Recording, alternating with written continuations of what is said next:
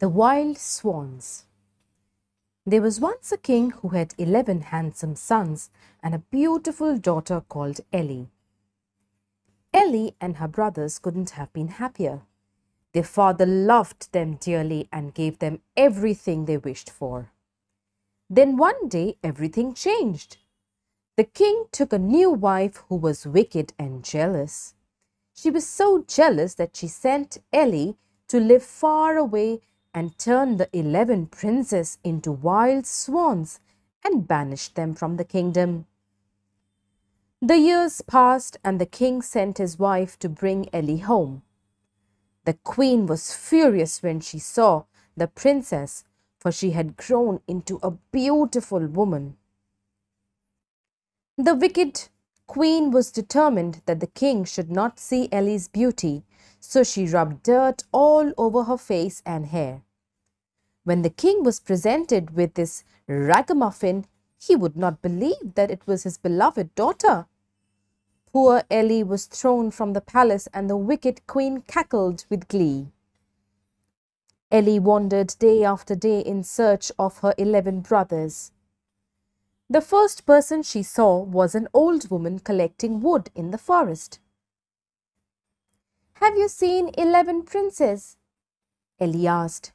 "No, my pretty," replied the old woman, "but I did see 11 wild swans wearing golden crowns flying overhead." Ellie continued her search. One day she came to a beach where she found 11 golden feathers.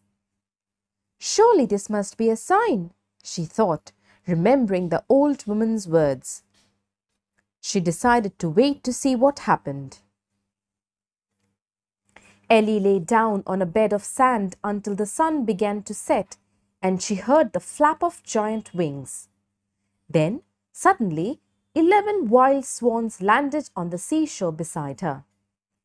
Ellie barely had time to admire their beauty before the sun sank below the horizon and the 11 swans were replaced by 11 handsome princes.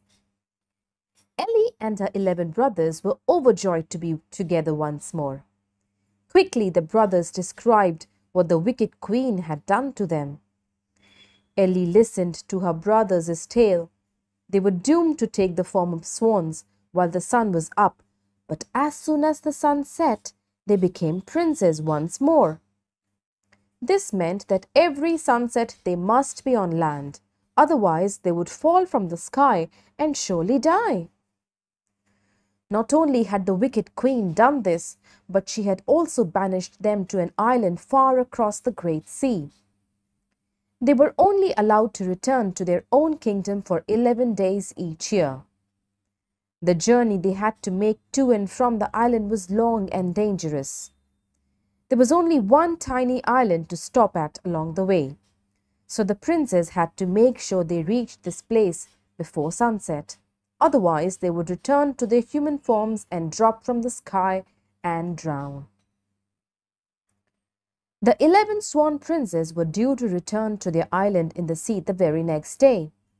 Ellie begged to go with them, so they stayed up all night weaving a mat on which to carry her. The following morning, as the sun rose, the 11 swan princes took off, carrying Ellie between them. The swans flew as fast as they could, but because they were carrying Ellie, they were slower than normal. As the sun began to slip beneath the horizon, Ellie peered down at the sea and tried not to panic. If they did not reach the tiny island before the sun disappeared, the princes would return to their human form and they would all fall into the angry sea below. Suddenly, Ellie spotted a tiny dot below. As the swan circled down, the spot grew larger and larger until an island appeared. Just as the sun disappeared, the 11 swans vanished and 11 princes and Ellie thumped to the ground. They had made it only just in time. The following morning, they continued their journey. At the end of a long day's flying, they reached their island home. Ellie was delighted with the cave they lived in. she spent each day alone and each evening was joined by her 11 brothers. However, she was not happy, for how could she be when her brothers were doomed to spend their days as swans? Then one night Ellie had a dream in which a fairy appeared. She told Ellie that if she made 11 shirts out of stinging nettles and threw them over the 11 wild swans, the spell would be broken. But, she added, Ellie must not utter a word until the task was finished. The following morning Ellie set to work. By the time her brothers returned at sunset, she had finished one shirt. But her brothers were worried. Ellie's hands were raw from where the stinging nettles had stung her, but she refused to tell them what she was doing. Day after day, Ellie worked on the shirts until there was only one still to make. She was picking the nettles for the final shirt when a trumpet sounded and a king rode by. "What are you doing?" he asked. But Ellie could not reply. When the king stared into Ellie's sad eyes, he knew that he wanted her for his bride.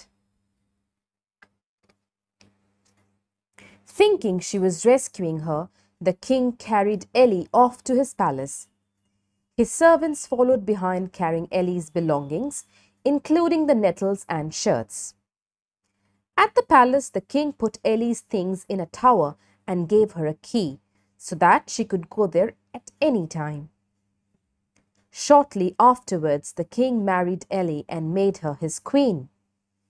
Ellie began to enjoy her new life, but she was still determined to finish the shirts and break the spell over her brothers. Early one morning, she slipped out of the palace and crept to the tower. Not realizing that her husband was following her, she found the nettles and began making the final shirt. The king, who was hiding in the shadows, was furious. He was sure that his wife must be a witch. He was just about to jump out and accuse her when he heard the flap of giant wings, and 11 wild swans flew through the window. He watched in amazement as Ellie finished her work and threw a shirt over each of the swans. Then he let out a gasp as the swans vanished and were replaced by 11 princes. The spell was broken. "What's all this?" cried the king, stepping out of the shadows. "I can explain," said Ellie, and once she started talking, there was no stopping her. Without pausing for breath, she told the king all about the spell her wicked stepmother had cast on her brothers and how she had been making nettles shirts to break it. The king was delighted that Ellie had broken the evil spell over her brothers.